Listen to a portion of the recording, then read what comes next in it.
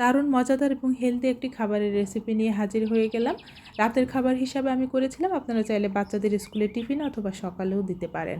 প্রথমে চিকেন পেস্টটা রেডি করে নেব। এখানে আমি ব্ল্যাক পেপার গুঁড়া নিয়েছি, চিলি ফ্লেক্স দিয়েছি, soya sauce, oyster sauce, chilli sauce, আদা রসুন বাটা, সব একসাথে ভালো করে মিশিয়ে নিয়ে এক পিস চিকেন পেস্ট নিয়ে মাঝখান থেকে আমি লম্বা লম্বি কেটে একটু পাতলা করে নিয়েছি। এরপরে এই সসের সাথে ভালো করে মেখে 10 মিনিটের জন্য রেস্টে রেখে দিয়েছিলাম।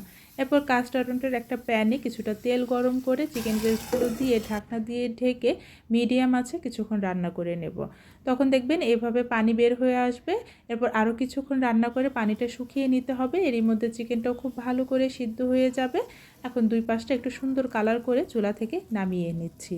দেখুন মাশাআল্লাহ কতটা সুন্দর হয়েছে কালার। আর কোনো এক্সট্রা লবণ দেয়নি, কারণ সসের মধ্যে কিন্তু অনেক লবণ থাকে, আপনারা আপনাদের প্রয়োজন অনুসারে দিতে পারেন।